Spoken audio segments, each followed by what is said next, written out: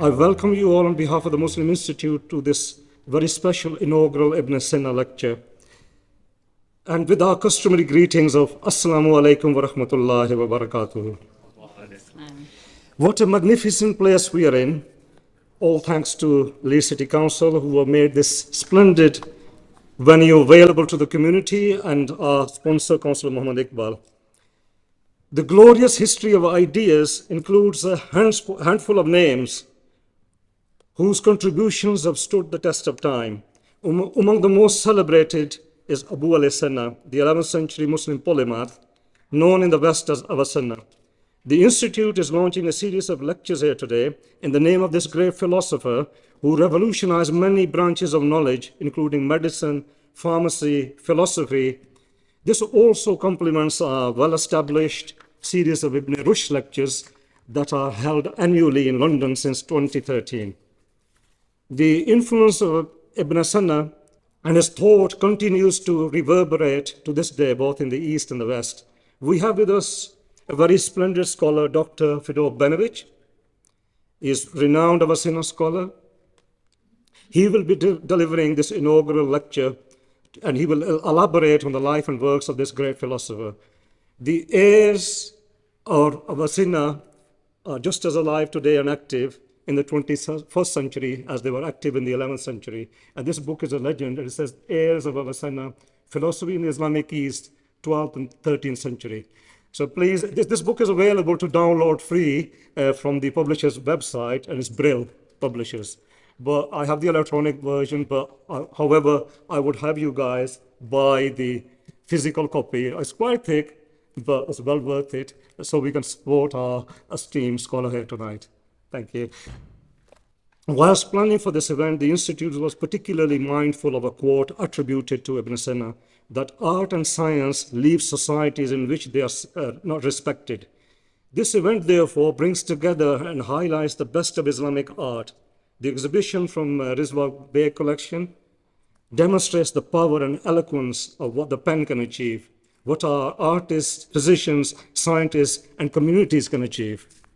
The Muslim Institute is a learned fellowship that promotes and supports the growth of thought, knowledge, research, creativity, and open debate within the Muslim community and wider society. The Institute has its origins in the 70s, and we celebrated our 50th anniversary last year in December.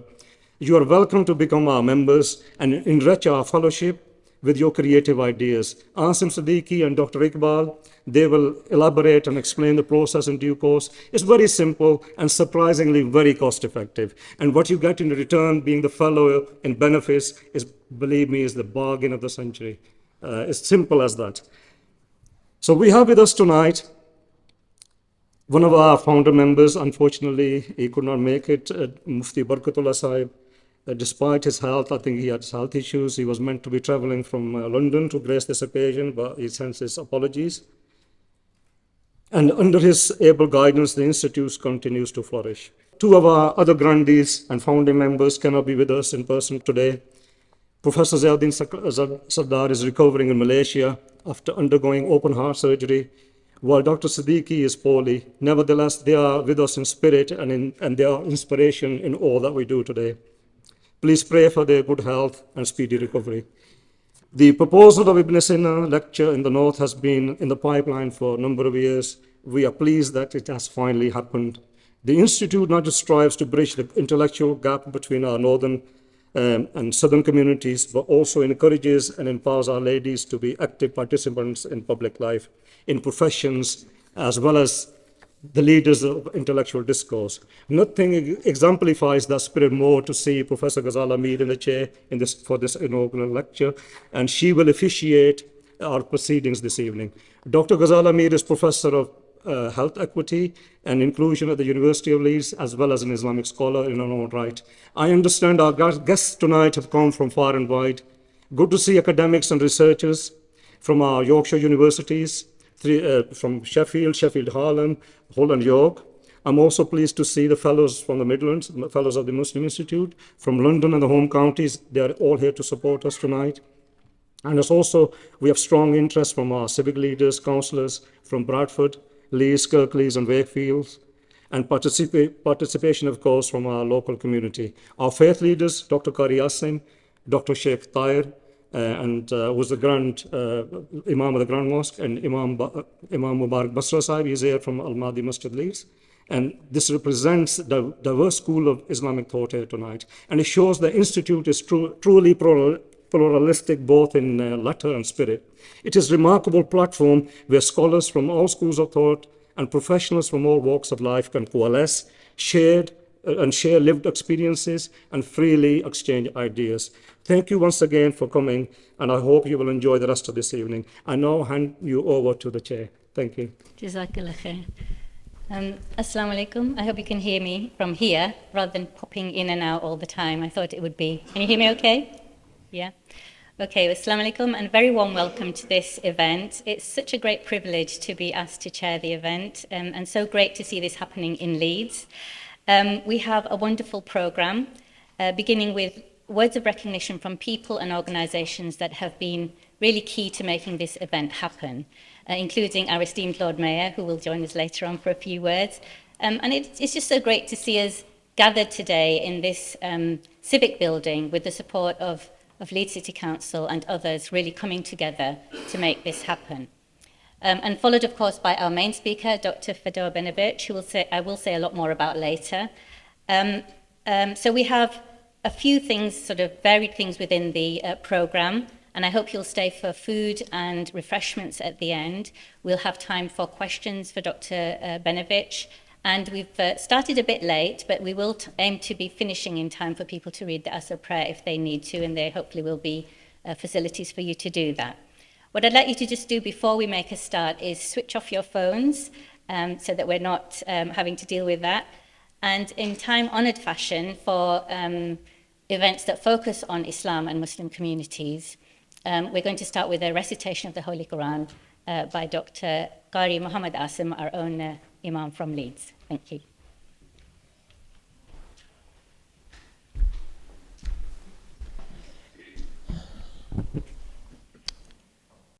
أعوذ بالله من الشيطان الرجيم بسم الله الرحمن الرحيم إن الذين آمنوا وعملوا الصالحات كانت لهم جنات الفردوس نزلا خالدين فيها لا يبغون عنها حولا قل لو كان البحر مدادا لكلمات ربي لنفد البحر قبل أن تنفد كلمات ربي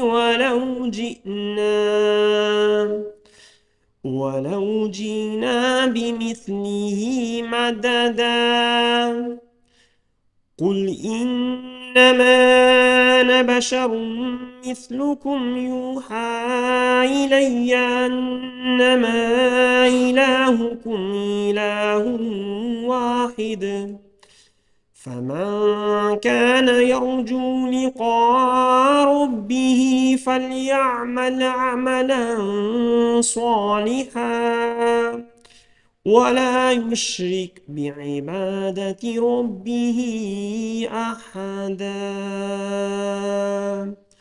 صدق الله العظيم.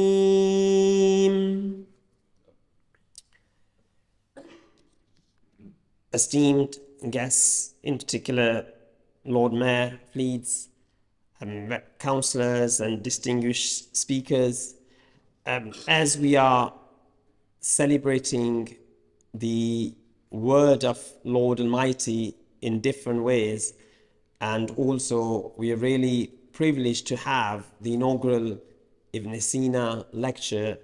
I chose to recite words which talk about the name of God Almighty. So this is from Surah Cave, and the translation reads along these lines: those who believe and do righteous deeds will have the hospitality of the gardens of paradise. They will stay there forever, never wanting to change. Say, if the sea became ink for writing down the words of my Lord, the seas would quickly run dry before my Lord's words were finished, even if we added sea upon sea to it.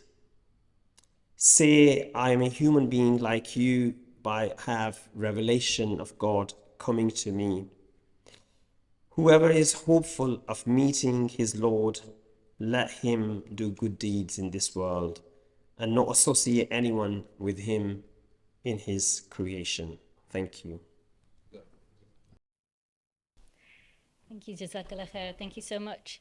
Next to say how wonderful it is to be in this venue and to have the support of Leeds City Council, which donated the venue for free, and promoting the council's sort of role in promoting knowledge about the contribution of Muslim civilization to global development and global civilization. It's really great to see.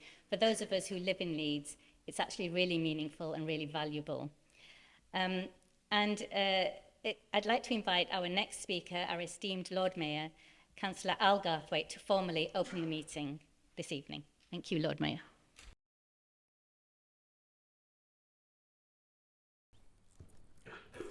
Thank you so much for inviting me here today in order to open this inaugural lecture, the Ibn Sina lecture, and as well as that, the art exhibition. It's a great honour and a privilege to be here at this important event, and I am absolutely delighted to be here along with my today's consort, Jane Howarth, and my student consort from Leeds Beckett University, Rebecca Ekenomo. So I thought when I first saw this, the Ibn Sina lecture, that I didn't know anything about Ibn Sina. I didn't realise that I did know the Latinized name Avicenna, which I was familiar with as the person who had changed thought from Galen's theories of medicine in the medieval time, and also changed the direction of philosophy from the accepted Aristotelian philosophy to something different. And I'm really looking forward to hearing more about that in this lecture by the Dr. Benevich, who a leading scholar on Ibn Sina. I also wasn't as familiar as I am now with the Muslim Institute and the way in which it encourages pluralistic and intellectual open debate on a wide variety of topics. And I think that is so important in this day and age, to be able to discuss everything that's going on in an open fashion, because things are so difficult in this world at the moment, and a lot of that is due to people just having one channel of thought and very closed minds on looking at anything else. So the more that we can all talk and debate with each other outside of our own communities, but all together, the more likely we are to find common ground and a more peaceful world, which is what I'm sure we all wish to see. So, on behalf of Leeds City Council, I'm delighted to open this lecture, the inaugural lecture, and indeed on behalf of the City of Leeds, to welcome everybody who is not a Leeds citizen, and indeed Leeds citizens as well, to the Civic Hall for this great event. And I'm very much looking forward to hearing more about Ibn Sina. Thank you.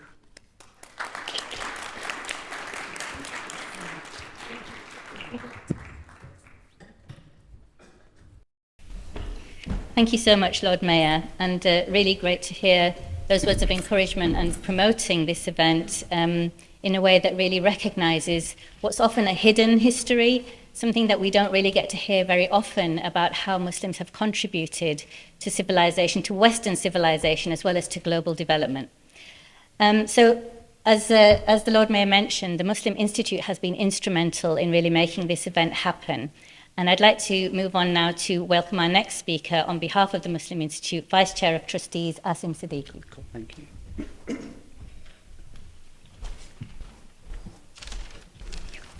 Assalamu alaikum and good evening, everyone. Thank you very much, Professor Ghazala.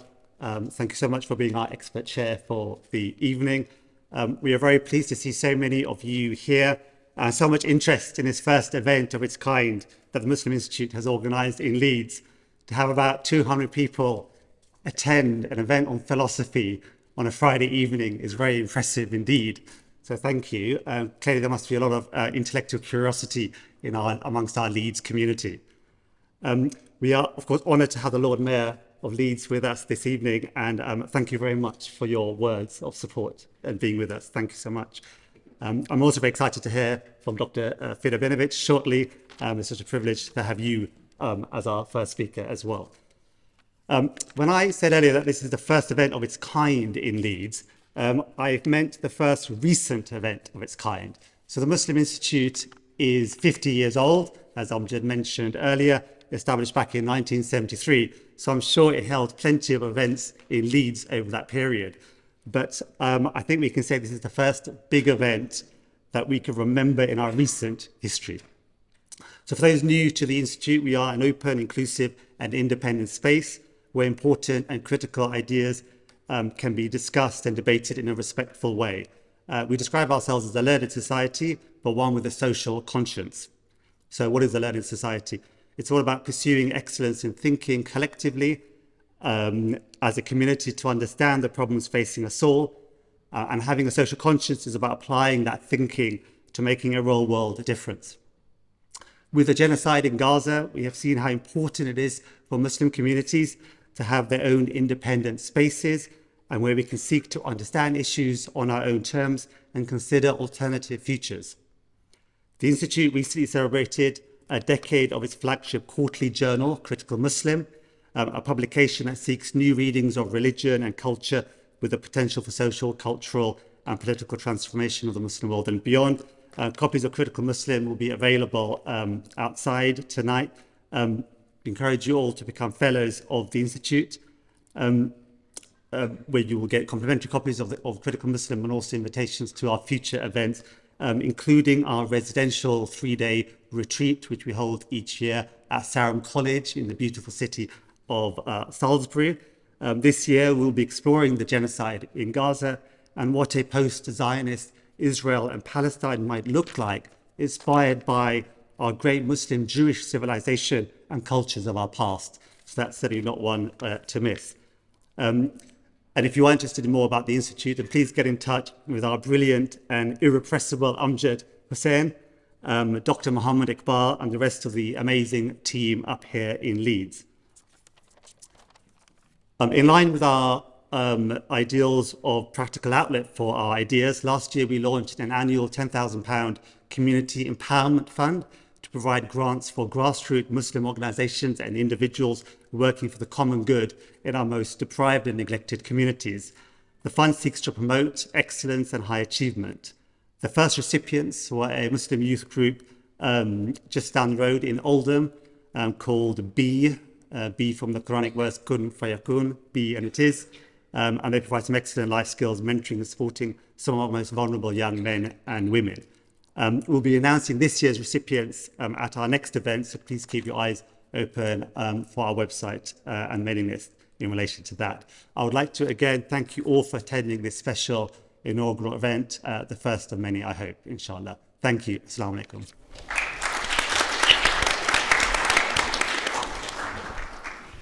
Now, many of you will hopefully have taken the tour of the Baig Collection of Islamic art that you can see around the room. Amazing artifacts and really ancient kind of examples of Islamic art and Islamic contributions to all sorts of fields. I'm really pleased that we have Shehzan Baig here tonight to tell us a little bit more about that amazing collection. Please do come up to the stage. Bismillah ar-Rahman ar-Rahim. Distinguished guests, distinguished Lord Mayor, distinguished Dr. Ghazal Amir, our respected Professor Dr. Benevich and Dr. Siddiqui, I extend, and to all of our respected scholarly guests, I extend the gratitude and the salam of Assalamu alaikum wa rahmatullahi wa barakatuh. When I'm looking at the audience today, I'm reminded of a verse of Allama Iqbal, in which he said, हजारों साल नरगिस अपनी बेनूरी पे रोती है Bari mushkil se hota hai chaman mein deedawar paida. That he says for thousands of years, the flower cries upon the loss of its light, the loss of its beauty. It is very difficult for the visionary to be born. But how lucky are we that we are surrounded by visionaries, surrounded by intellectuals here today. The first revelation revealed to the Prophet Muhammad sallallahu alaihi wasallam was Iqra, to read. The first word was the epitome of the message for humanity. It meant to seek knowledge and educate. The first word sent upon the Prophet sallallahu alaihi wasallam and then to humanity was an instruction and a command to strive for the hidden depths of knowledge. A few verses later, Allah stated, اقرأ وربك الأكرم الذي علم بالقلم علم الإنسان ما لم يعلم. That read in the name of your Lord who is most generous, for he taught by the pen, and he taught man which he did not know.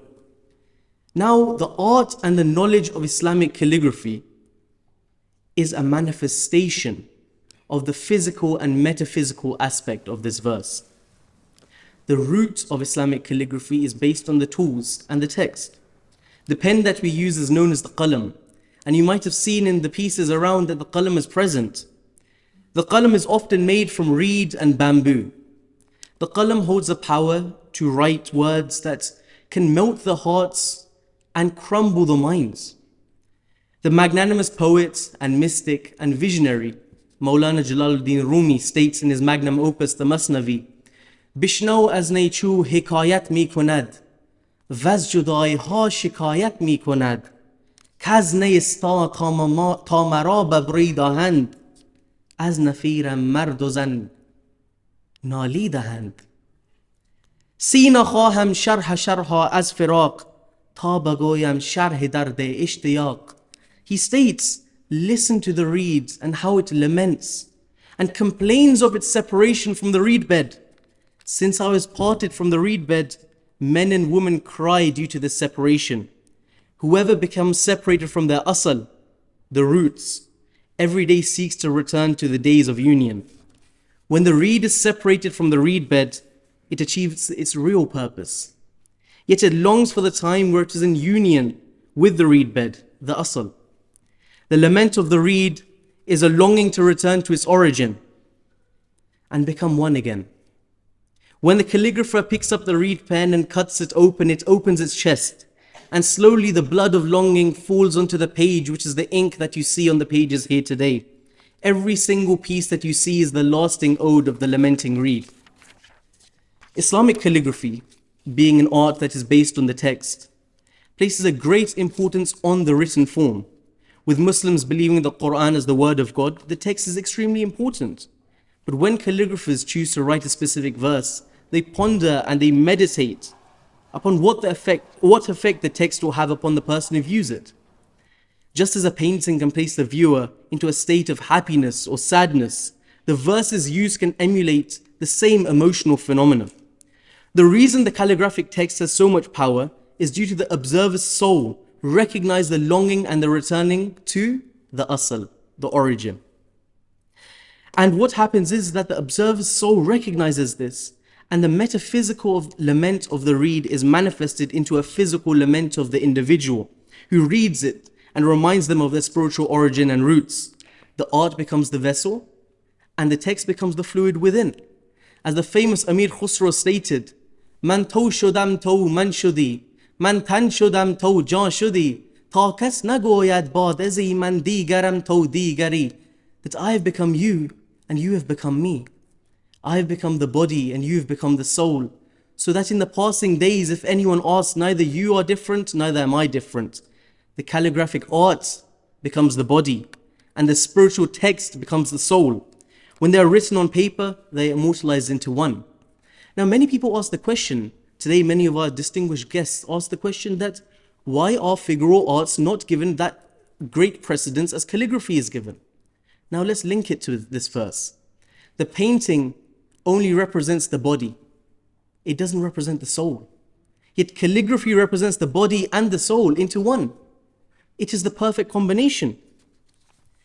The calligraphic pieces you see on display today are a modern day exposition of the notions discussed. Through the works of my father, Rizwan Baig, and my family and my sister, we have attempted to take this spiritual concept and put it into practice. Every piece holds an extrinsic and an intrinsic value.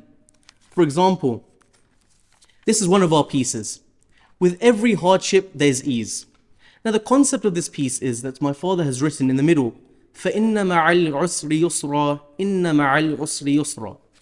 Now when one ponders upon this verse, one thinks that what was the need for Allah to mention this verse twice? He could have only mentioned it once.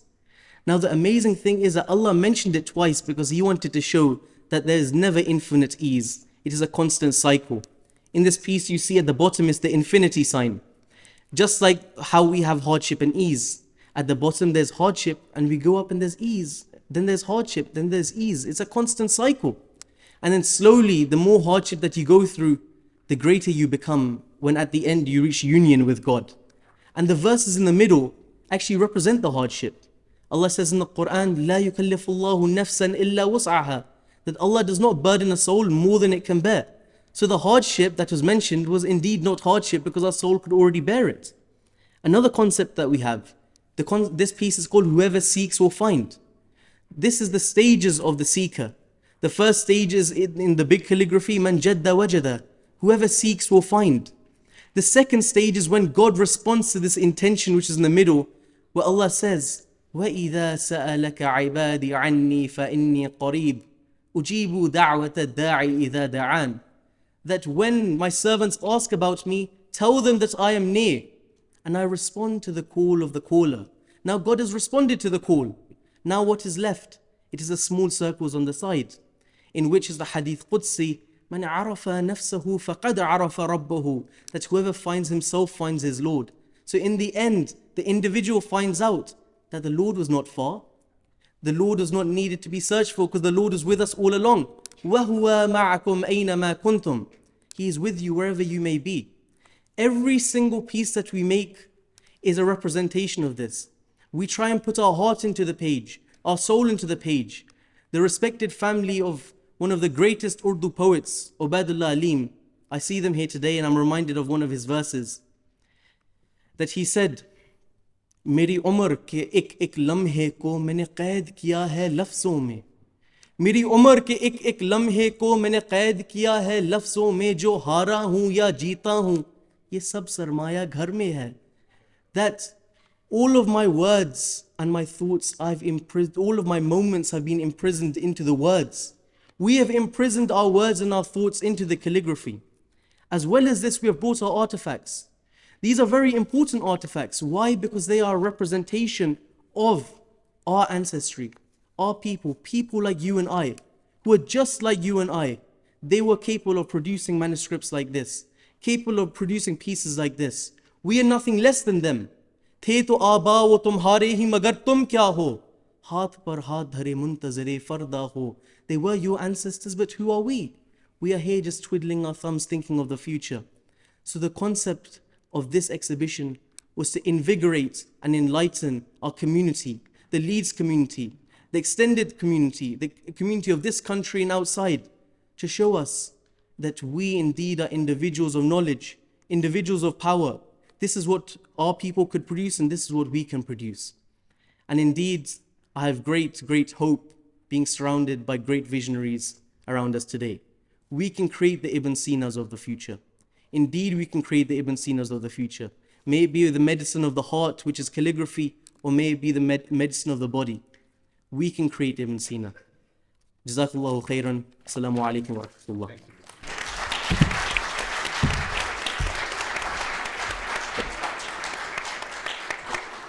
Thank you so much. And now to our keynote speaker of tonight for the inaugural Ibn Sina lecture, Dr. Fedor Benevich, who's lecturer in Islamic Philosophy at the University of Edinburgh. He completed his PhD in philosophy at the Ludwig Maximilian University in Munich in 2016, with the thesis entitled Essentiality and Necessity, Avicenna and the Aristotelian Tradition, which I'm sure in German is even longer and more difficult to pronounce. This thesis was later published, and he's the author of multiple articles and chapters on history of philosophy in the Islamic world, published in various journals. His current research focuses on the philosophy of Ibn Sina, also known as Avicenna, as has been pointed out, post-classical philosophy in the Islamic world, and the philosophy of Kalam, which is Islamic philosophical theology. The lecture tonight will also focus on the role of Ibn Sina in relation to the history of medicine, which I know a lot of you are quite interested to learn about. And without further ado, please welcome Dr. Fedor Benevich.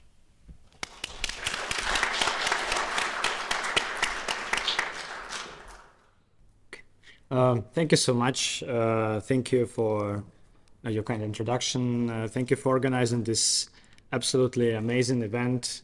I think the work that Muslim Institute is doing is really important and really great. And thank you for having me. It's a really great honor and great privilege to be here tonight to give start to this Ibn Sina lectures that I'm 100% sure will be absolute success just because they bear the name of one of the greatest scholars in the history of humanity. So let's talk about him a little bit more in detail. My whole lecture today will be just about Ibn Sina, and I want to touch on three topics mainly. First, Ibn Sina as a person, his life, his works, things that might sound a little bit contentious about him as a person. Then Ibn Sina's contribution to the history of medicine. And finally, last but not least, Ibn Sina's contribution to the history of philosophy. Because this is my area of expertise, I'm going to focus on it primarily. So I'm going to bore you quite a lot with lots of philosophical notions. Okay, let's first get clear about the names, since it has been mentioned already a couple of times. So the full name, actually not even the fullest, but almost the fullest extent of his name, is Abu Ali al-Husayn ibn Abdullah ibn Sina, or for short Ibn Sina.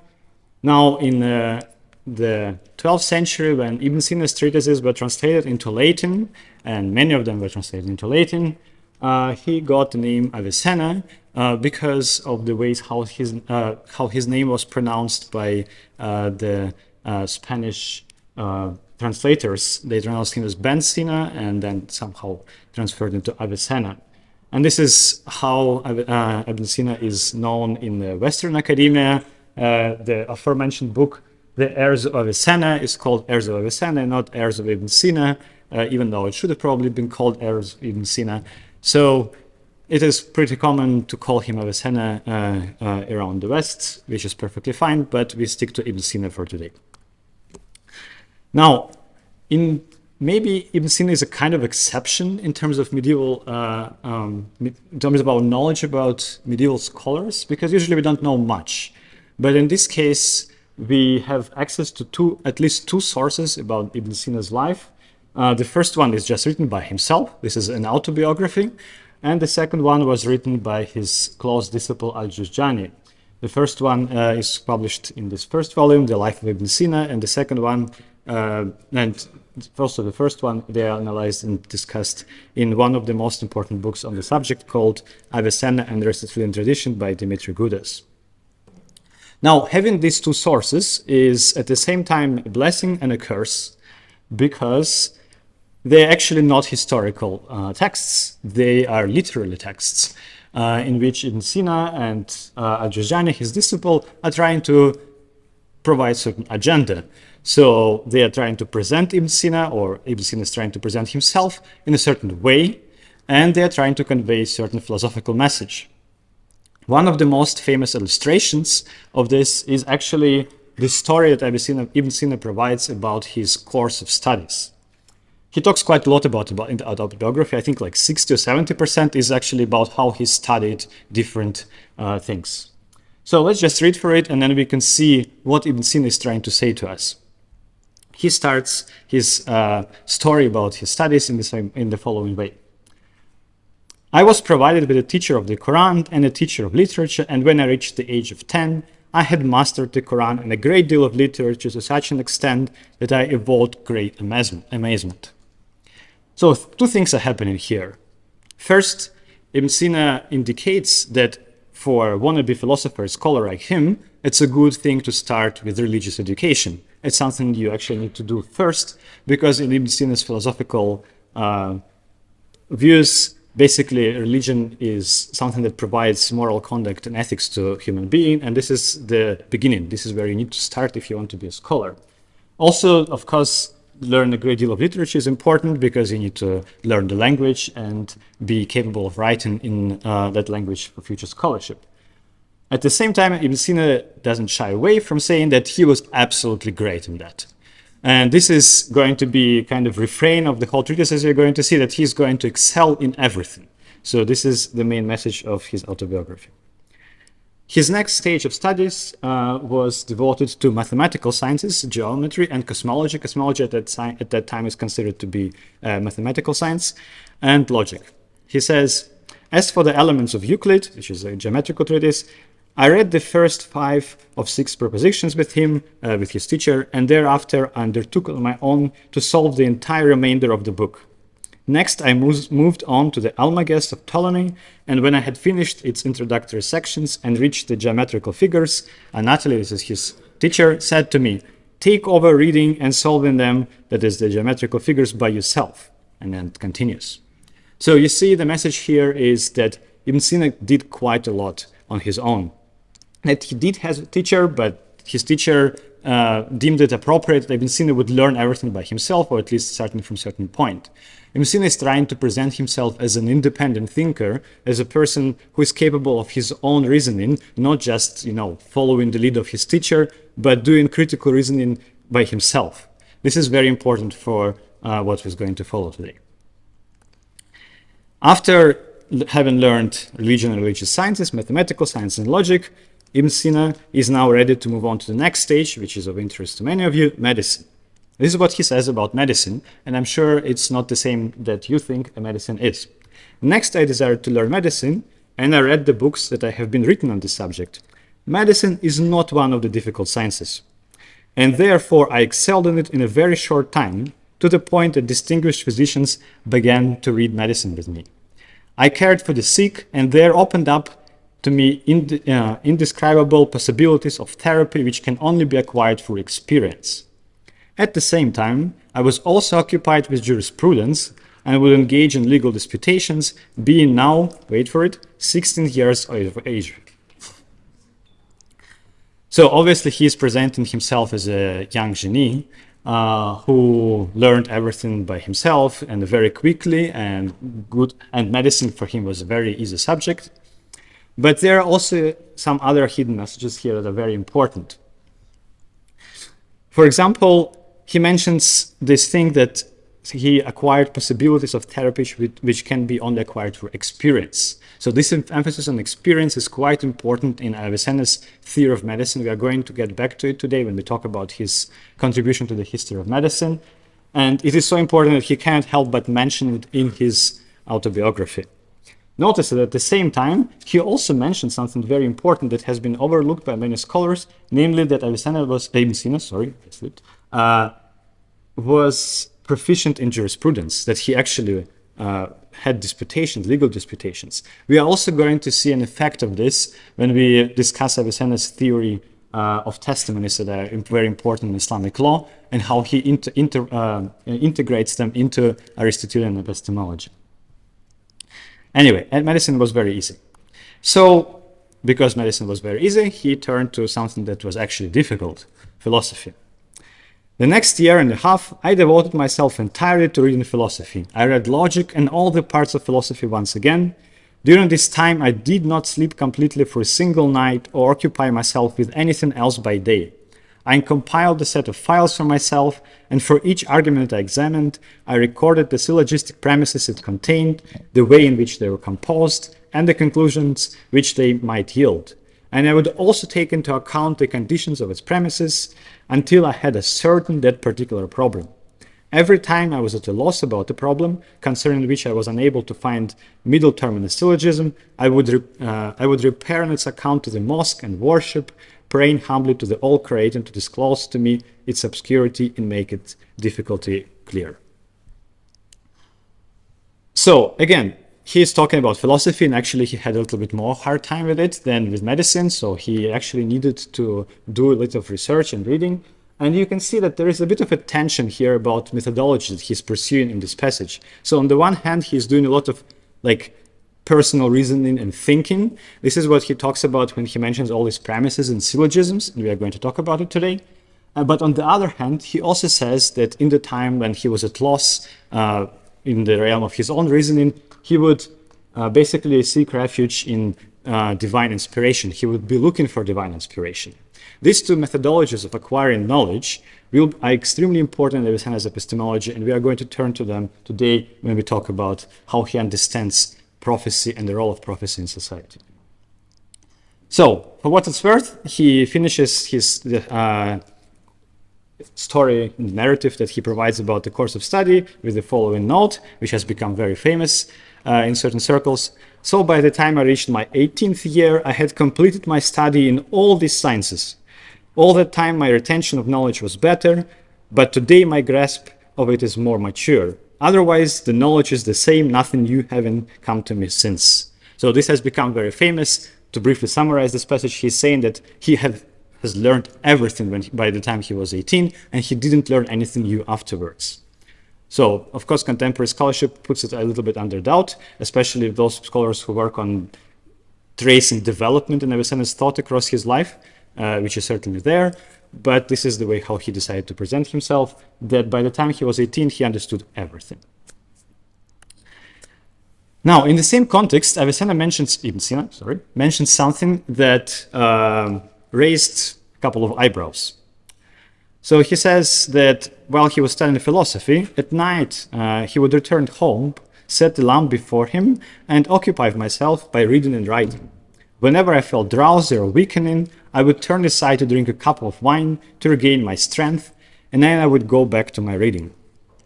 So the issue that Ibn Sina was drinking wine has become a serious point of contention about him, and it has fascinated the imagination of many scholars.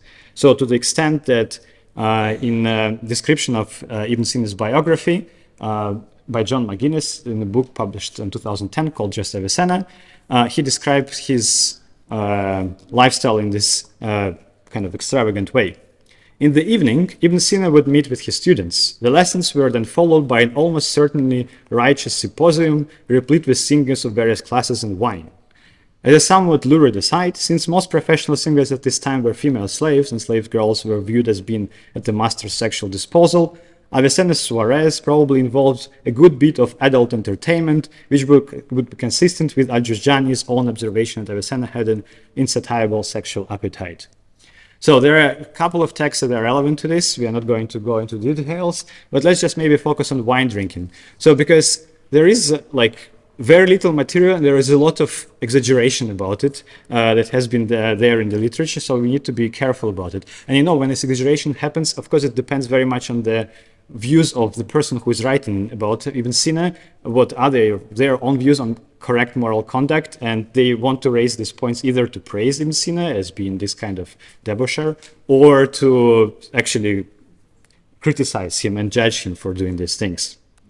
In reality, it's a little bit more boring than that. So when Ibn Sina mentions drinking wine for when he was drowsy doing philosophy, he's just consistent with his own understanding of the benefits of wine in medicine. And if you look back into his most important medical treatise called The Canon of Medicine, you will find the following passage. Ibn Sina says that wine does not inebriate quickly a person of powerful brain, for the brain in that is then not susceptible to ascending harmful vapors, nor does the heat from the wine reach it to any degree beyond what is appropriate. His mind therefore becomes clear to a degree unequaled at other times. The effect is different on persons who are not of this caliber. So when Ibn Sina mentions in his autobiography that he was drinking wine when he felt tired during the night and he needed to study philosophy, what he simply means is that first, wine is a very good thing if you actually needed to use it like a coffee in the night, having observed its effect as a physician. And second, he again wants to emphasize that he is superior to all other people in terms of his brain capacities and abilities, because unlike on other people who actually get drunk when drinking wine, it didn't have any of this effect on him. He would just become more alert to his texts. So as I say, we need to be very careful when we read Ibn Sina's autobiography. We should be careful about what we do with these texts, how we kind of imagine the personality of Ibn Sina based on this text, because as a matter of fact, if you apply critical analysis to this text and you kind of take it apart, you will see that it all has some kind of philosophical or narratological message that is not necessarily has anything to do with Ibn Sina's real personality. So I think we should leave aside all these kind of speculations for now and just stick to the facts. So what do we know as a fact about Ibn Sina's life? Well, we know that he was born in the village called Avshana. It is in contemporary Uzbekistan, in between 970 and 980 of the Christian era. That his father moved to Bukhara, where he served Ibn Sina and his father by Nuh ibn Mansur, who was a Samanid ruler. After the death of Nuh ibn Mansur, we know that Ibn Sina moved to Gurganj, Jurjan, around 999 or 1010. And this happened due to the advance of Ghaznavids, who started conquering this whole territory. So basically Ibn Sina, because he was affiliated with the rulers, the Samanid rulers, he was afraid of for his life.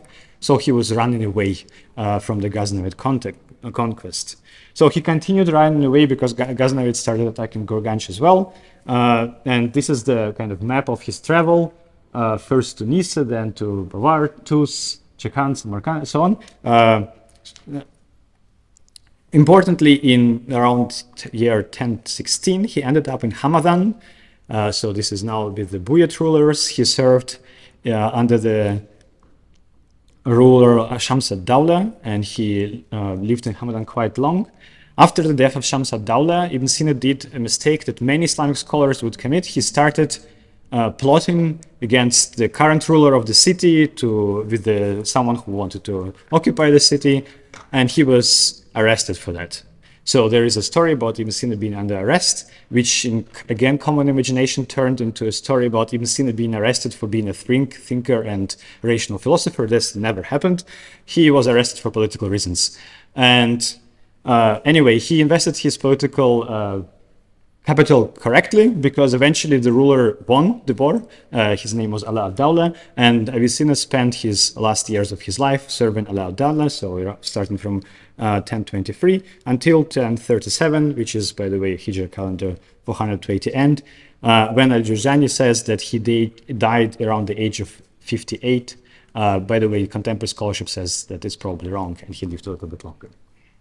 So these are the facts. We don't know anything beyond this text, a little bit more than I presented, but let's probably not speculate more about his personality.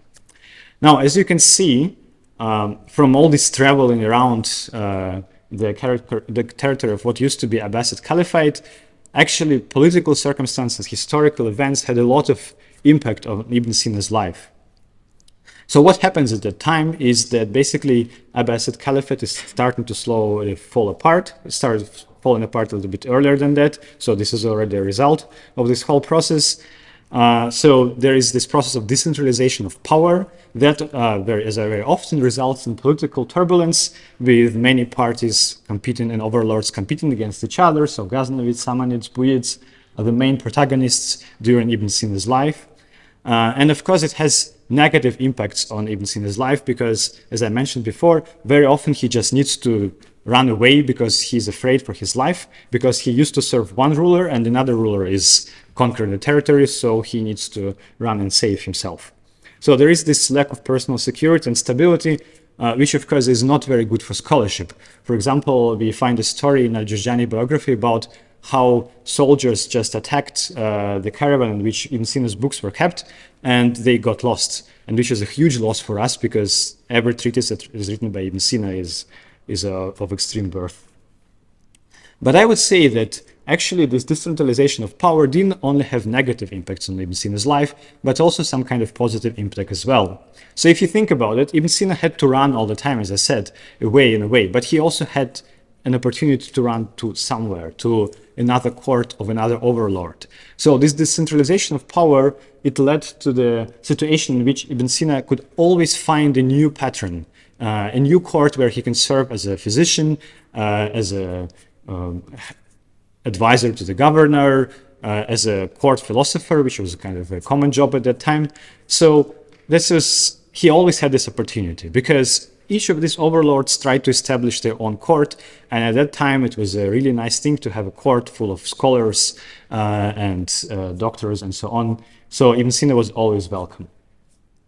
Another result of this decentralization of power and these overlords having each their own court with their own scholars is that it leads to geographical dissemination of knowledge. And I think this is also very important for the story of Ibn Sina's success as a scholar philosopher. Because if you think about it, the story of his life is a story of a guy from a very down deep in province, from God knows where, village of Sīnā, that made quite himself a career, that became one of the most influential scholars in the history of humanity.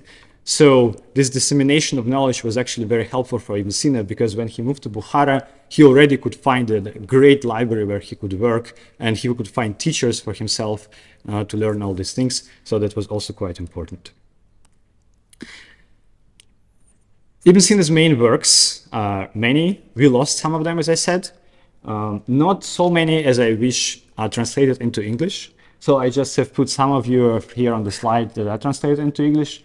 The most famous in terms of Ibn Sina's influence on the history of medicine is his multi-voluminous book called The Canon of Medicine, Al-Qanun fil Tibb. It has many volumes. I couldn't put all of them here.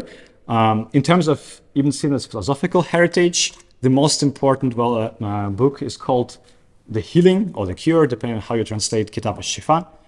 And this book also has many volumes. So this is one on metaphysics that has been translated long ago.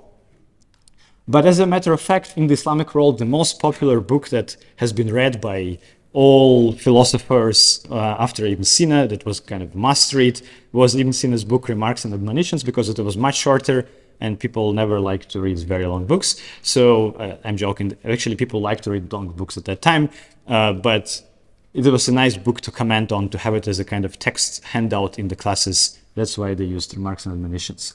There is another one called sometimes Salvation or Deliverance. In Arabic it's called Kitab al-Najat. It's also a shorter treatise, and it has a very nice translation into English by Asad Ahmed.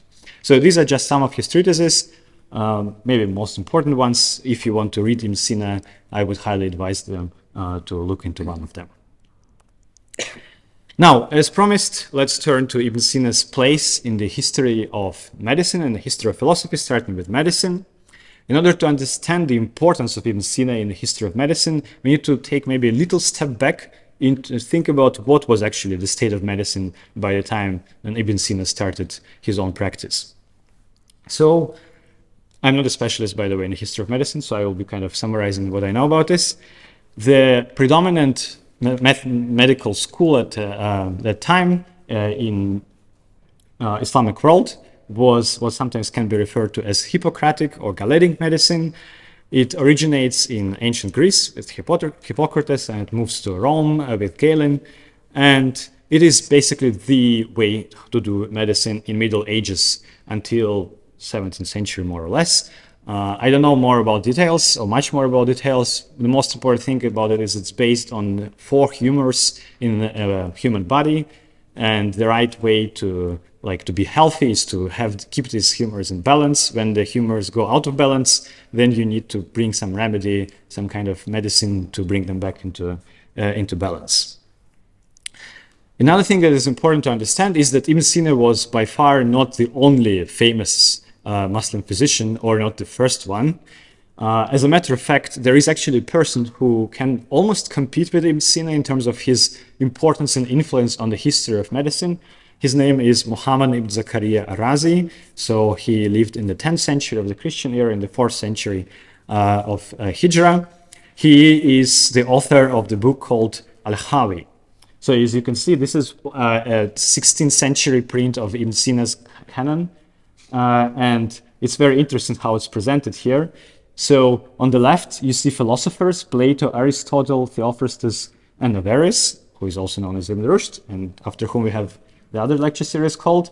And on the right, we have the physicians, Hippocrates, Galen, Ibn Sina, Avicenna, and Razis, so Abu Bakr Razi here. So this is how people who study medicine see the history of science, philosophy, and medicine at that time. These are the people who need to be mentioned.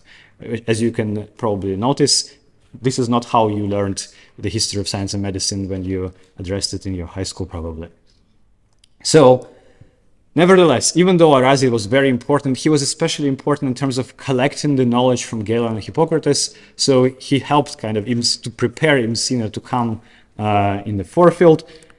It was actually Ibn Sina and not Al-Razi who became known in the Europe as the prince of the physicians. So this is another picture from another print of Ibn Sina's canon. You can see that Ibn Sina is presented here as the prince or the king sitting between Galen and Hippocrates, the prince of the medicine, like the main doctor of the times. So what Ibn Sina basically does, he kind of replaces the authority of Galen in medieval medicine completely. And his main treatise, The Canon of Medicine, becomes basically the textbook for studying medicine, at least up until the 17th century. So if you look at the 16th century, so between 1500 and 1674, more or less, there are at least 60 Latin editions. That maybe doesn't sound a lot to our contemporary ear, but if you think about how often books were printed at that time, this is a lot. Moreover, Ibn Sina's Canon of Medicine was actually among the first book ever published in Arabic by Medici Oriental Press. That was the most successful print and publishing house in the 16th century in Rome. This is the first page of that book. It was regarded basically as one of the most important things. So basically, Medici Oriental Press, the first thing that they printed was, of course, the Bible in Arabic, because it was sanctioned by Pope. So the publishing house thought that the first thing to publish was the Bible, and the second one was Ibn Sina's canon. That's how important it was. Now, why is Ibn Sina so important for the history of medicine? So I will not go here into details about like, oh, he discovered this way of healing people and that way of healing people. Certainly he did that.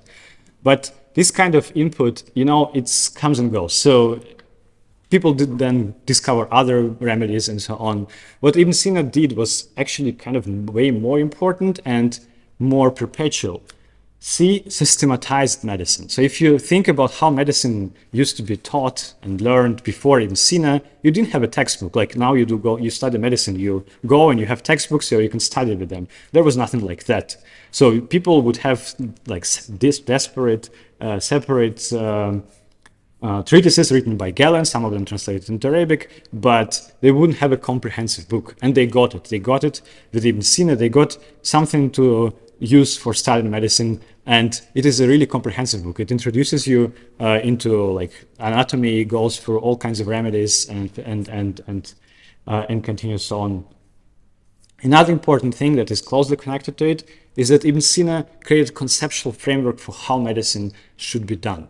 So this is not just being a practitioner of medicine, but theorizing about the practice of how you should do how you should do it.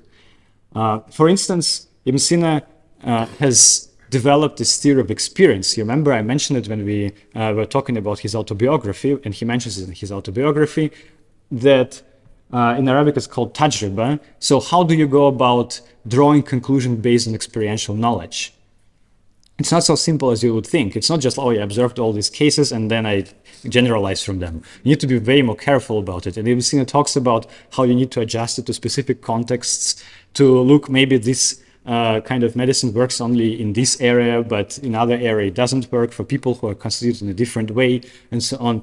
So this way of thinking about medicine was extremely influential for centuries to come. This is why Ibn Sina is important, not because he just invented some particular thing, but he kind of standardized what medicine should be about, and his standard of doing medicine remained standard until the 17th century, when scientific revolution started to put its toll on this. Okay, now having said all this, let's move to my favorite subject, to philosophy. Again, we need to step back a little bit and to just observe what is happening in terms of philosophy in the Islamic world at the time when Ibn Sina starts writing his texts. Now, it's not so easy to talk about philosophy in the Islamic world because there are actually many intellectual traditions that contributed to what we would nowadays call philosophy and development of philosophy in the Islamic world. And among them, the two most important ones are Falsafa and Kalam. Let's talk more about them. So Falsafa, it does sound like philosophy because it is somehow a translation or transliteration of the word philosophia in Greek into Arabic, Falsafa. And as its name can immediately convey, this whole tradition starts and originates from the Greek into Arabic translation movement. So what basically happened, they took treatises written by Aristotle and late ancient philosophers, they translated them into Arabic. This was one of the most impressive translation projects in the history of humanity. They really translated a lot. And because it's based on these translations, the tradition of Falsafa is to a large extent a continuation of Greek philosophical thought. So there will be the same notions, just in Arabic at this moment.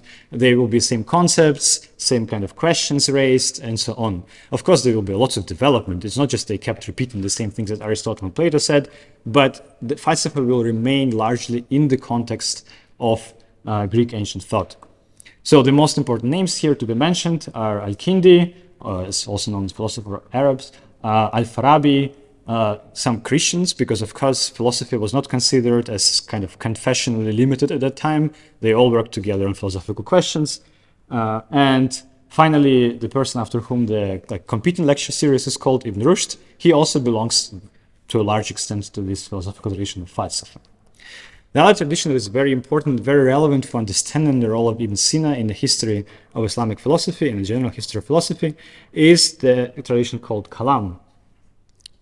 So this is a tradition that sometimes is identified as theology, I think maybe mistakenly so, but it's definitely true that it originates from some kind of theological disputations on questions such as human free will and divine attributes. There are hundreds of people to be mentioned here. Of course, I cannot go for all of them. This tradition has way more representatives than the tradition of Falsafa, by the way.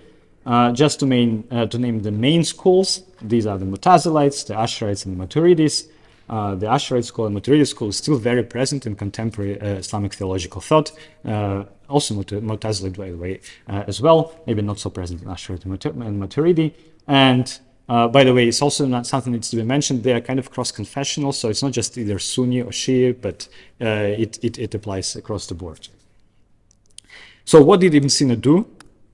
He kind of replaced all this. So after Ibn Sina, like if you take a doxographical source called Milal wa Nihal, Religions and Sects by Shahrastani from the 13th century, describes the history of philosophy. It does need to introduce the tradition of Falsafa in the Islamic world. What does it do? It just introduces Ibn Sina. So Ibn Sina is the philosopher, the main philosopher basically for them. He is the person with whom you agree, with whom you disagree, but you cannot do philosophy after Ibn Sina ignoring Ibn Sina. This is just impossible. So people from the tradition of Kalam, of course, carried a more critical attitude towards Ibn Sina, but they still were to a large extent influenced by Ibn Sina. And some philosophers like Fakhreddin Arazi, who are extremely important for Kalam philosophical tradition, they're so influenced by Ibn Sina that you can find the traces of Ibn Sina basically everywhere in Razi's treatises. And until nowadays, Islamic philosophy, which of course continues to exist until these days, is actually to a large extent the child of Ibn Sina and his influence on the history of philosophy. Now, instead of talking about many different things in which Ibn Sina had an impact, I just wanted to do a kind of case study showcase for you. So how Ibn Sina worked as a philosopher. So Ibn Sina as a philosopher at work. And we are going to look at two different approaches. The first one is how Ibn Sina uses ancient Greek philosophy to explain some Muslim doctrines. Here we are going to look at his understanding of prophecy, Nubuwah. And the second case study will be devoted to Ibn Sina's revision of ancient Greek philosophy based on some Muslim doctrines. So the first one is application of Greek philosophy, and second one is revision of ancient Greek philosophy. And in this case, we are going to look at something I have been working recently quite a lot on the understanding of testimonial knowledge In Arabic, it's called tawatur, which plays an extremely important role in Islamic law. Okay, how does Ibn Sina think we learn things? So now we are kind of putting our philosopher hat on and start abstracting from things and just forget about everything, be philosopher for a moment. So there are two ways of learning things according to Ibn Sina. The first one is thought, and the second one is intuition. Intuition is something that results from Ibn Sina calls quwwa qudsiyya, saintly power, and this is the power that prophets have, unlike all other people, other people have to a lesser extent. We people, when we learn things, we need thought, we need analysis. Ibn Sina says the following about the difference between thought and intuition. Perhaps you want to know the difference between thought and intuition. Yes, we do. Thank you. Listen then. Thought is a certain movement of the soul among the concepts. For the most part, this movement is assisted by the imagination. By means of it, the soul seeks the middle term of a syllogism, or what resembles it, and leads to knowledge of the unknown when such knowledge is absent. This is done in the manner of reviewing that which is concealed internally in the memory or the like. Sometimes thought leads to the sought object, and sometimes it doesn't. It is disrupted. As for intuition, it presents the middle term of the syllogism in the mind all at once, either when one seeks for it and desires it or not. In both cases of intuition, the soul does not move, but the middle term of what is of the same order is represented with it. So I gather that in order to understand the difference between thought and intuition for Ibn Sina, we need to actually understand how syllogisms work, because Ibn Sina's explanation of thought and intuition is largely rooted in the notion of syllogism. Here, when it gets really boring and I go into logic, because I'm going to explain to you 101 what actually syllogism is. So syllogisms works like this. First, you have two premises and then you have a conclusion. Premise one is something like Socrates is a human being. Premise two is something like all human beings are living beings. So from these two premises, you conclude that Socrates is a living being because all human beings are living beings. So the human being, the thing in bold, is what is called middle term. You remember this notion appeared in Avicenna's, Ibn Sina's explanation of thought and intuition. So basically the middle term helps you connect different ideas. How do I connect Socrates and living being? Through my understanding that Socrates is a human being. So the middle term is basically the reason why, or the explanation of the observable phenomena. Now let's apply it to Ibn Sina's presentation of thought. As Ibn Sina said, thought is a movement of the soul through different concepts so that in the end you arrived at the middle term of the syllogism. What is this kind of movement? It's a movement in search of something. We are searching for an explanation. So imagine a situation, you are presented with the conclusion. So it's a little bit tricky. You start with the conclusion here. You're presented with the conclusion that Socrates is a living being and you're asked why. So you start thinking, okay, why is Socrates a living being? Because he's short, because he's tall, because he's philosopher, because he's Greek? No, none of this sounds like a valuable explanation. And then at some moment you have this, because he's a human being, that's why he's a living being. So this moment of aha effect is kind of important here. This is when you reach the middle term. You find how different concepts in your mind are connected with each other. What explains what. What is intuition now, if we understand thought in this way? Intuition is something that allows us to understand, to grasp these explanations all at once. We don't need to have this search. We don't need to keep thinking why Socrates is a living being. We kind of immediately jump to the conclusion. So we immediately have this aha effect, or better say we never have an aha effect because we just know all middle terms all at once. We know all explanations for all observable events. Now, you might wonder, why is this all important? Well, this is very important because this is for Ibn Sina the difference between a prophet and a normal human being.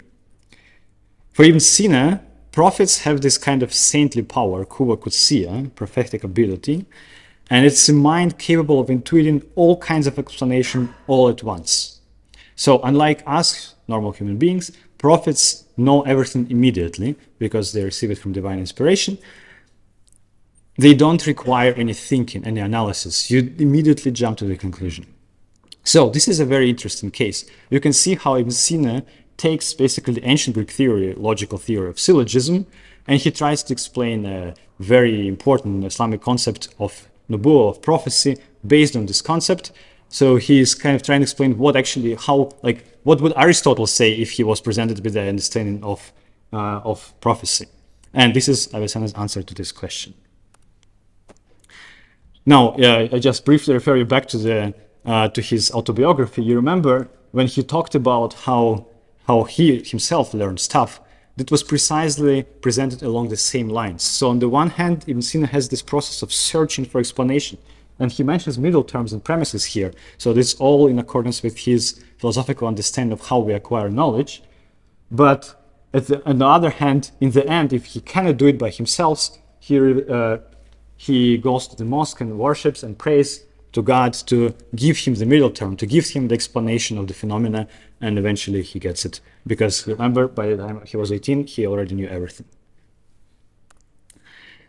Okay, let's move on to the next topic. So we continue to talk about knowledge and epistemology and how we kind of acquire knowledge. And let's look at what Ibn Sina encountered when he was writing his epistemological treatises. So what actually knowledge is in general, according to ancient Greek philosophy. This is a very brief summary of it. So the idea is very simple. We can have knowledge only of things that are necessary. They're called necessary facts. It's kind of a concept hard to grasp, but if I give you examples, it will be very easy to understand. Things like 2 + 2 = 4, or all humans are living beings, all triangles have 3 angles, water freezes at 0 degrees Celsius. Maybe the last example, by the way, is a bit contentious, but at least the first 3, at least the first 2, maybe the first and the third, mathematics and geometry is the best example for this kind of knowledge. These are necessary facts, meaning that in all possible worlds, whichever way our world would be, this would be still true.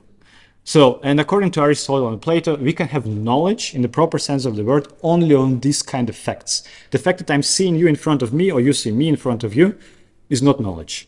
It doesn't count as knowledge because, you know, things that come through our senses, they come and go, but knowledge must be kind of secure and certain, and seeing you in front of me just doesn't hit the bar of knowledge correctly. In the tradition of Kalam, they saw knowledge in a very different way. Now, their theory of knowledge is quite complicated. They have very many different kinds of knowledge, but at least immediate knowledge, so knowledge when you don't need kind of reasoning or justification, is, or at least of 4 types. For example, the seeing me in front of you is definitely knowledge for mutakallimun, for scholars of Kalam. Knowledge of our own mental states, like that you feel drowsy, you feel tired, you wish I would finish this a little bit short and talk a little less about philosophy. So you know this stuff because you kind of know your mental states. You can't be wrong about it, one would argue.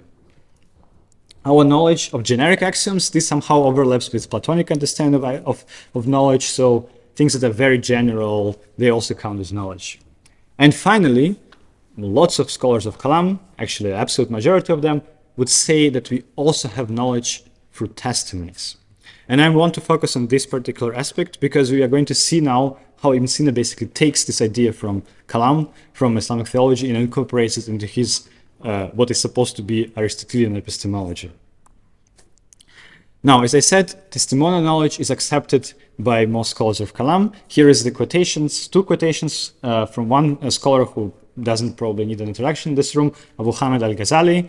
So he is famous for many things, infamous for many other things for which he shouldn't be infamous, but he definitely accepts testimonial knowledge, and he also, by the way, explains it, if you don't know what testimonial knowledge, what it is. So he says, no intelligent person doubts that there is a place in the world called Baghdad, even if he hasn't been there, nor does he doubt the existence of prophets, nor even the existence of Ash-Shafi and Abu Hanifa, who, as you know, are important Islamic jurists, on the existence of countries and great events.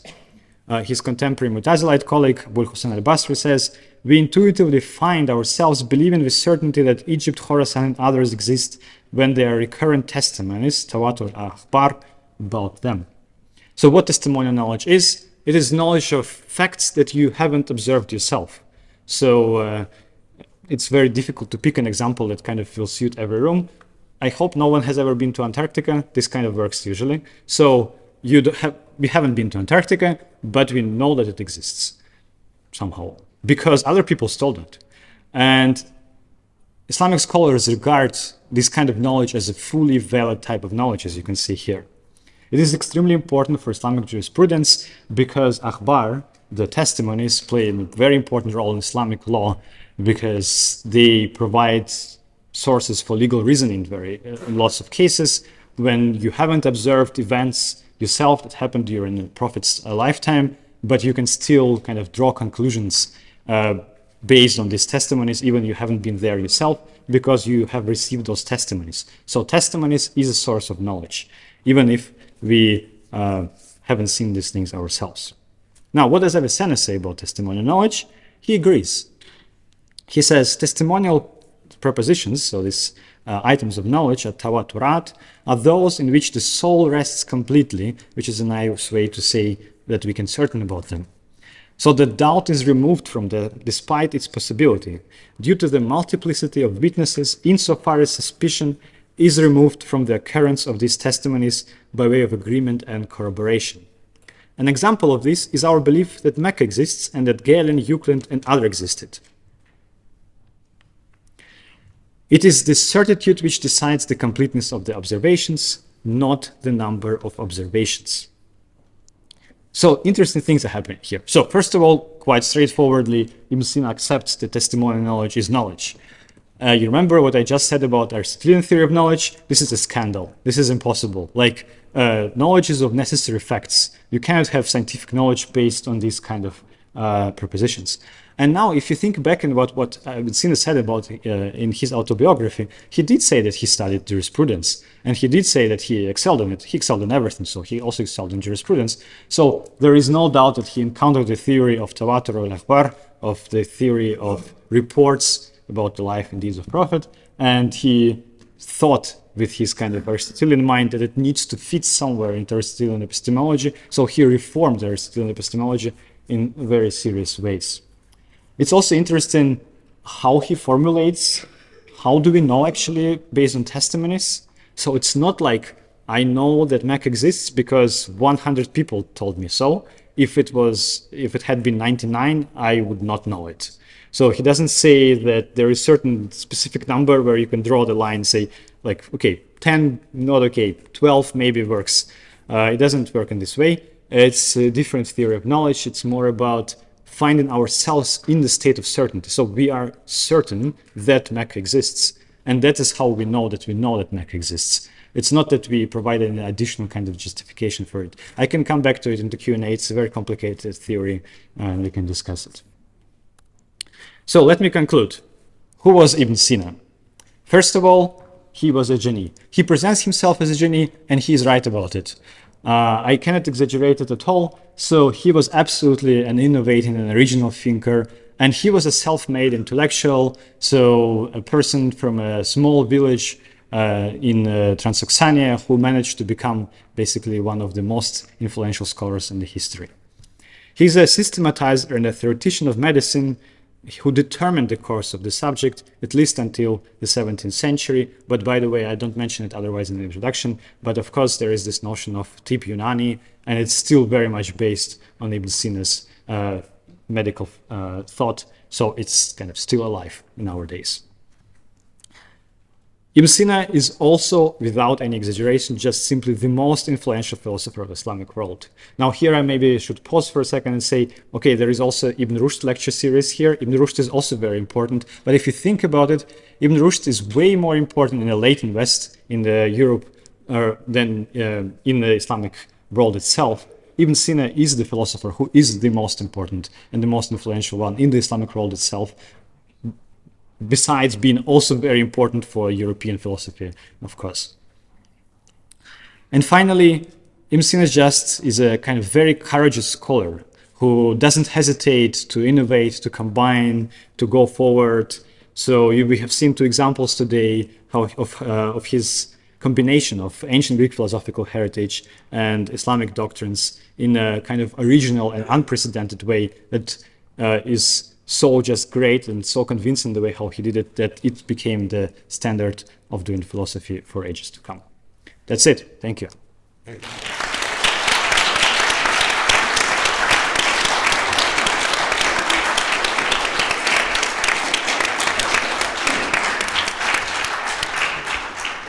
Thank you so much, Dr. Benevich. That has been such a great insight into the life of this amazing person who, as you pointed out at the beginning, might not be a perfect individual from an Islamic perspective, but certainly a genius in terms of his influence on so many different fields, whether that's medicine, philosophy, Islamic theology, Islamic philosophy, even politics. It seems he had a role to play in. Yeah.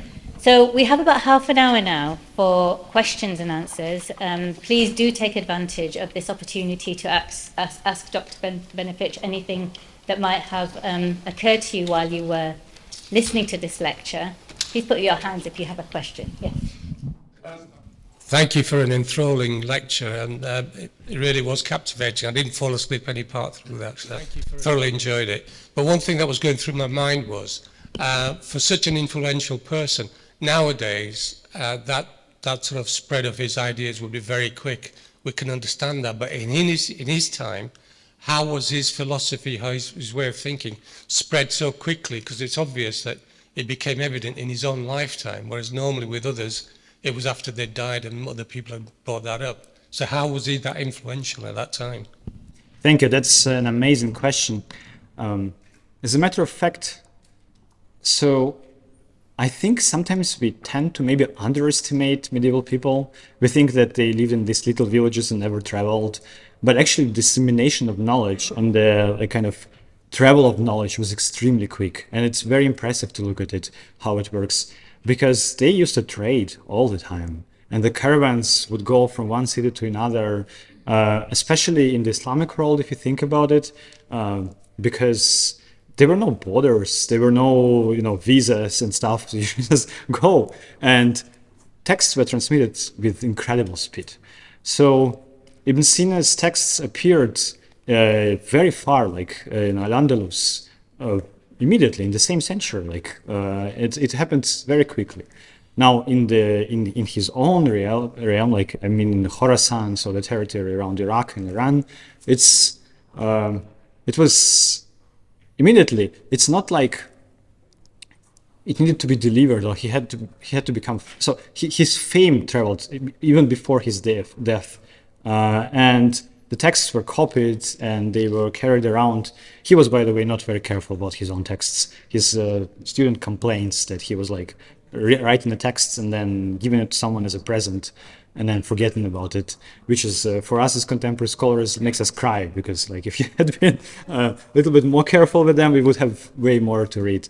So anyway, what I want to say is that we shouldn't underestimate the level of erudition of Islamic society in general, and how many scribes there were transmitting texts, copying them. It was not like Ibn Sina was sitting alone with two students working together. Everyone knew about them. And if you read biographies of these people, how they traveled, and how in every city they found, whenever they would travel, dozens of scholars with whom they would have debates. They loved to do debates about philosophy and theology. So that was a very kind of lively, scholarly society in that time. We have a question from the back, I think.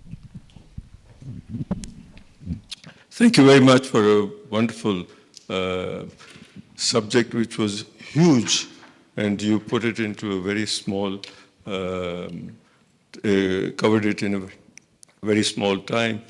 I just wanted to say that one of his greatest contributions was tawatur, the mention of the tawatur. Nowadays, we talk about evidence-based medicine.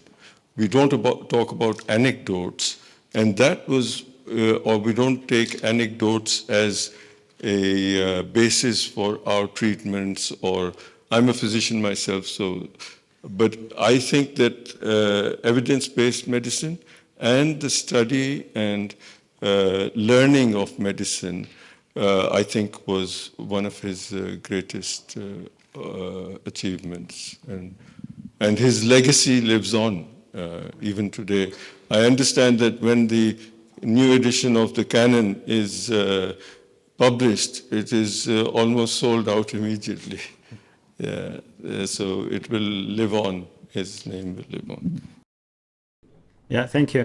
let me maybe just comment on this, even though there was not a direct question, but I think it's very interesting. If you think about medicine, actually, and evidence-based medicine in particular, still, I'm not a specialist at all, maybe what I'm saying is completely wrong, but you need to rely a lot on the reports of other physicians, what they did in their practice. Maybe that was actually what you were saying. So it's not like you need to do yourself the whole experience, the whole research. You rely on the reports of others when you need to provide a new medical theory. And Ibn Sina noticed that it's kind of important, and that there was this huge hole in Aristotelian epistemology. And nowadays in philosophy, we talk about social epistemology, about how we acquire knowledge as a part of community with other people, whereas Aristotelian epistemology is more like one-person based. It's more like, how do I know by myself? And Ibn Sina tried to go away from it because he understood that we very often acquire knowledge as members of a scholarly community rather than just being an individual working on their own. Thank you. Yes. There's a question over there in the middle.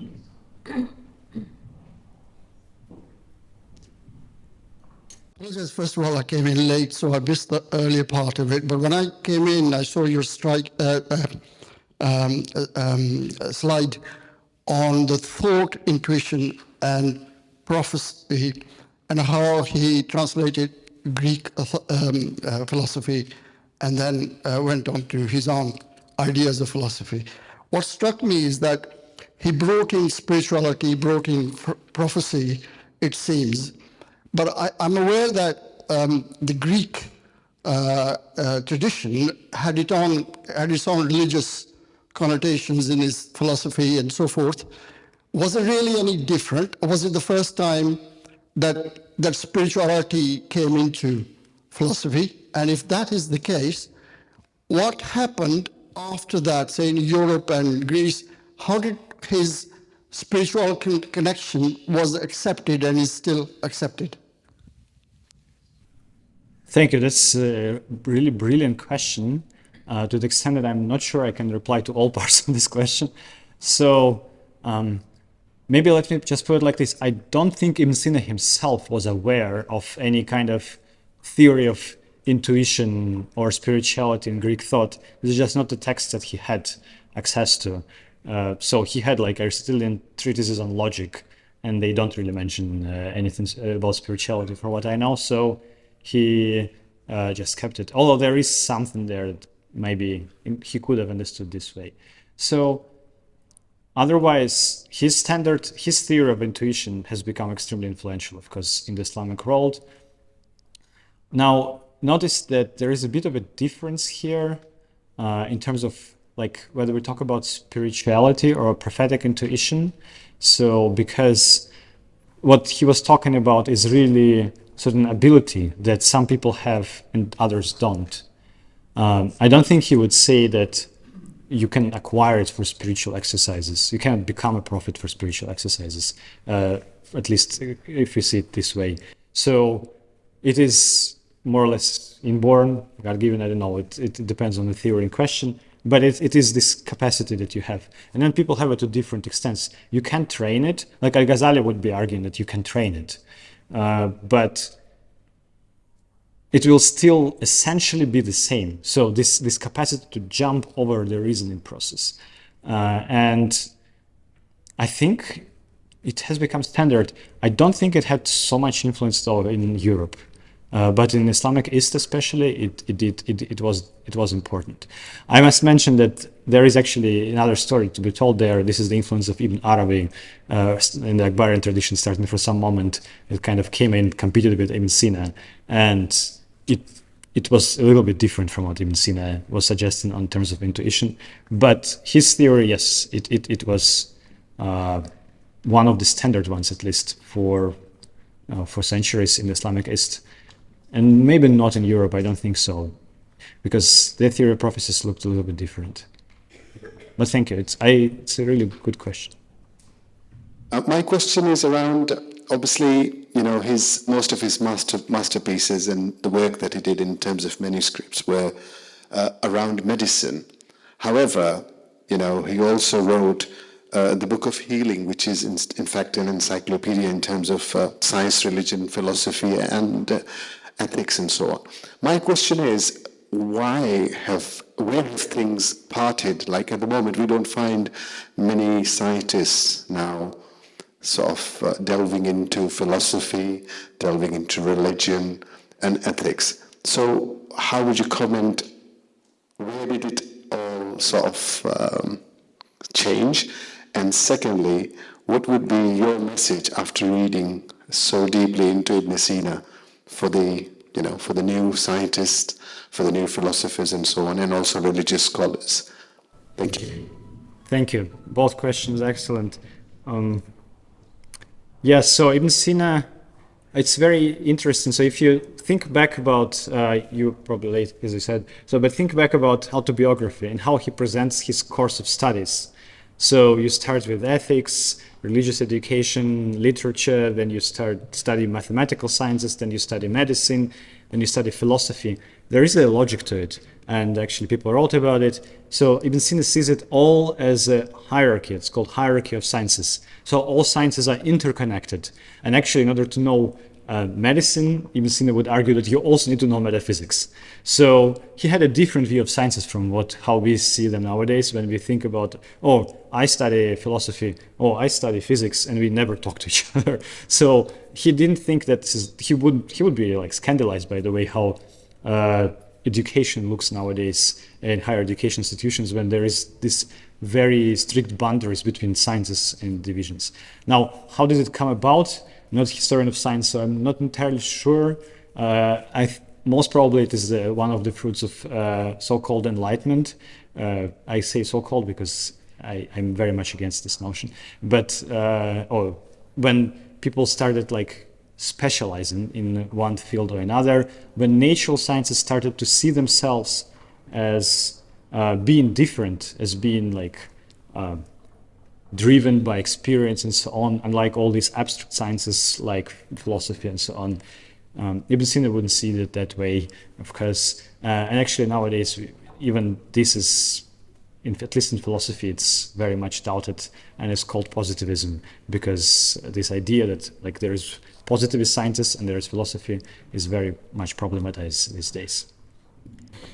Do you think that he got enlightenment from reading the Quran and also information about medicine? They say every cure is written in the Quran, and even philosophy, probably. Well, I cannot say because I wasn't there, but I can say that he says that himself. Yeah. So, and whether we believe him or not is another question, but he says himself that he did get this kind of religious and divine inspiration from reading the Quran, from going to mosque. So, as I say, it is all connected in his theory of knowledge. So there's actually a huge debate, I don't want to go into that, about how Ibn Sina thinks we acquire concepts. And many scholars think nowadays it's very important for him that our knowledge has this kind of divine origin, basically. And he emphasizes it quite a lot in his autobiography in the passage that I just quoted before. So, in short answer to your question, he says yes. Yeah. Okay. Thank you. Yeah, question over there. And just while you're taking the mic over, I was really fascinated by this combination of going to the mosque to ask for divine inspiration and reading scholars. I mean, are there any sort of repercussions of that in his modern legacy? Yeah, it's important. Again, he would never see it as a kind of fight between philosophy and religion.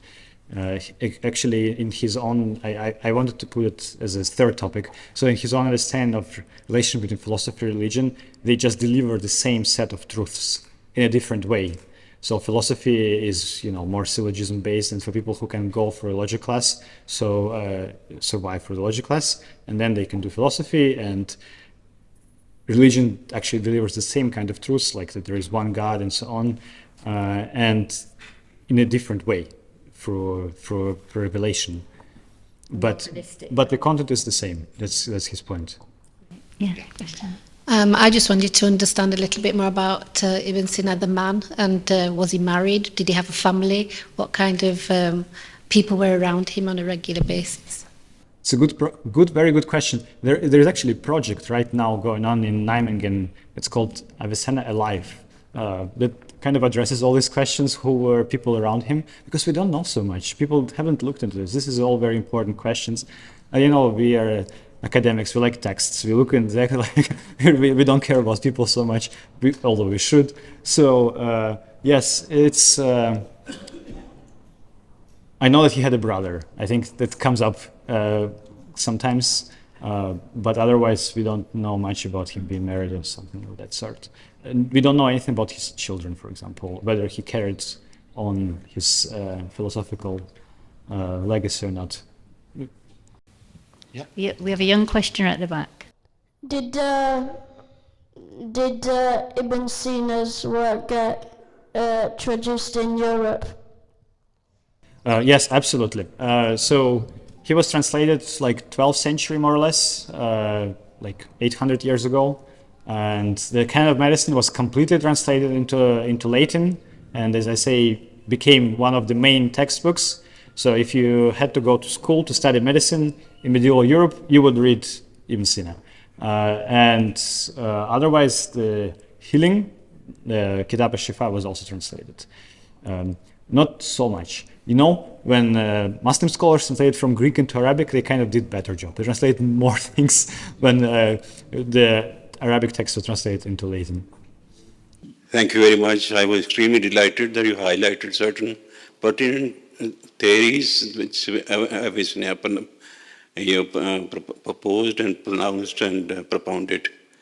I see I'm floundering on one aspect. Correct me if I'm wrong.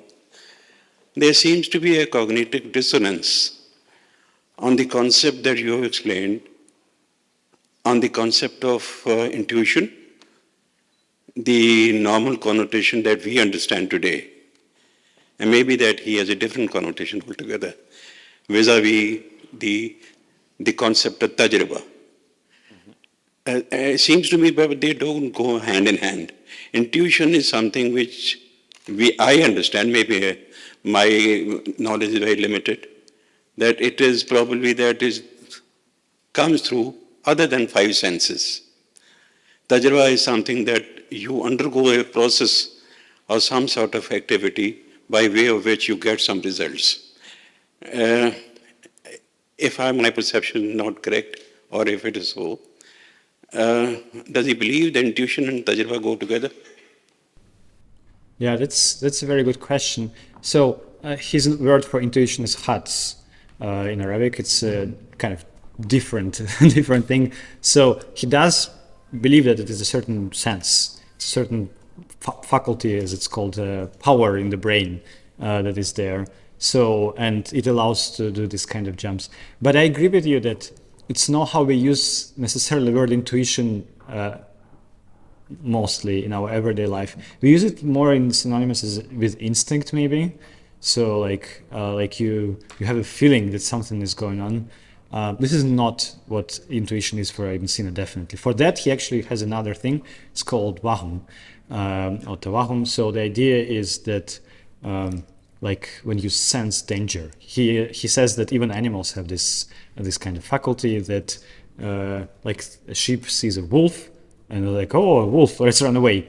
And humans also have this, although probably more suppressed than animals. But it was actually very interesting. He observed that this is something human and animals share, this kind of instinct. So I think what maybe you were intending with the intuition comes closer to wahm for Ibn Sina, for this other one, rather than the intuition in this first sense of basically guessing correctly what is the explanation for something in terms of reasoning, so about things. It is a very intellectual understanding of intuition here.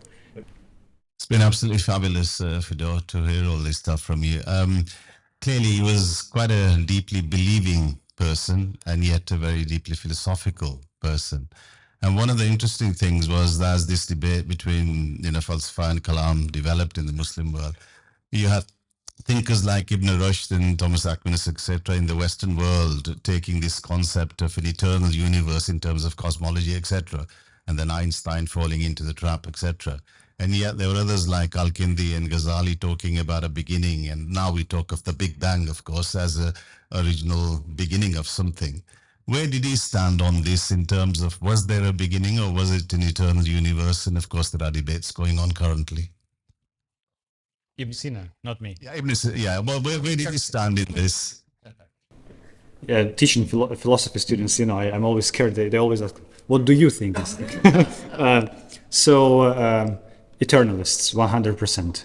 So Ibn Sina develops this theory when he can both accommodate the idea of God being the creator and at the same time remain eternalist. So he uses what is called Neoplatonic theory of God being like a perpetual source for the existence of the universe, meaning that right now, at this moment, God is the source of the existence of the universe. 5 seconds in the future, still the source of the existence of the universe. 5 minutes before, so it's like a perpetual process. It's called of flux of divine creation, basically. Think about it. The most common analogy is sun and sunlight. So like the light goes from the sun, it goes out from the sun continuously. Sun goes on the sky, but it still goes on. So basically, that's the way how Ibn Sina sees the creation. It's not a moment that happened once in a long, long time ago, and since then God kind of forgot about what's going on here. But it's the process that keeps on going. In that context, he kind of came close to the Asherite idea of continuous creation, if you might have heard about it. The idea that God recreates the whole universe, or basically almost every moment of its existence, but it's not the same. It's absolutely not the same. So yeah, so the continuous exists. Then after Ibn Sina, as you know, this theory of eternalism was criticized by Al-Ghazali a lot. And something I probably need to mention, because every time someone presents an Islamic philosophy, one needs to mention it. There used to be this idea that Ghazali was arguing against philosophy as such. This has been absolutely rejected by now. No one in academia believes it anymore.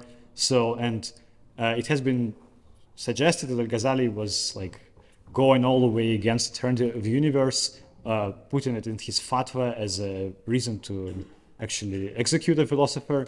Now, the reality is that people after Ibn Sina and after Ghazali continued explicitly endorsing eternity of the universe forever. So Ghazali's fatwa had no implication whatsoever on how philosophy was done in the Islamic world. Just as a side remark, because it is kind of important in this context whenever eternity of the universe gets mentioned. Thank you. Thank you so much. I have one last question, as taking chair's privilege. It seems he had a very deeply religious kind of understanding of knowledge, and nowadays we're more subjected to a secular kind of version of what knowledge is, definitely in the Western world. Do you think his thought still influences, even though we have that secular model, it still influences the way that philosophy is practiced today? Thanks. That's a difficult question to answer, actually. Maybe because the way how you introduced is difficult, because I wouldn't say that his understanding of knowledge is deeply religious. It's not like he would say that knowledge can be only acquired if you are religious, for example. He never said stuff like this. But for him, knowledge is compatible with religion. Like religion is integratable, if it's a word, into the whole like edifice of sciences. And there is no contradiction there. But it's not like he would say that it must be there. So you can also do sciences without recourse to religion. At least I never saw him saying anything to the opposite. Yes, and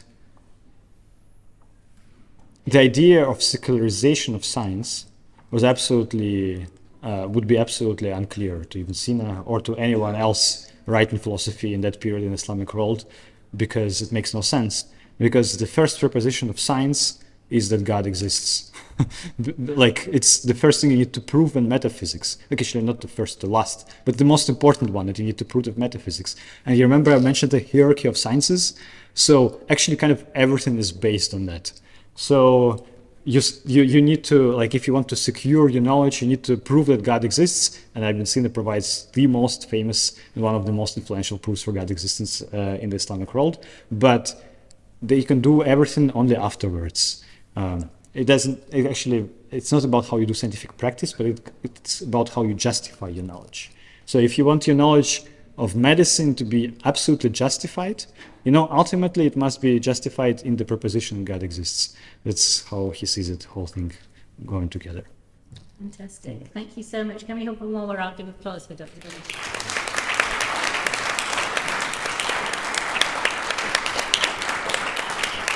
Thank you. Thank you. Okay, so we're going to finish off now with a vote of thanks by the Muslim Institute Fellow, Dr. Muhammad Iqbal. Assalamu alaikum. In the name of Allah, the most gracious, ever merciful. It's really important to thank everybody at the end of the program. And I suppose for us as Muslims, and as many of our scientists, they've all been believing men and women. So we start with thanking God Almighty for giving us all the opportunity to get together, to hear such wonderful speakers. So we have to start with that. But before I thank such important contributors to this program, I really have to thank you, because without your presence, this program would not be a success. So thank you.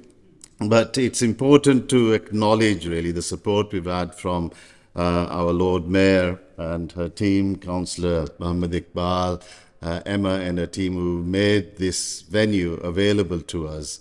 And we thank them and we appreciate them. And I've been to many programs where Lord Mayors come, sit, do a 2-minute speech and they go away. It's been absolutely amazing that you've given us so much time and love. And that is a rarity, and we thank you. Thank you for that. Also want to thank our chair as well, Professor Ghazal Amir, for chairing this important event. It's really nice. It's the first time we've got to know her, actually, so it's wonderful to know that we have somebody so professional in our area.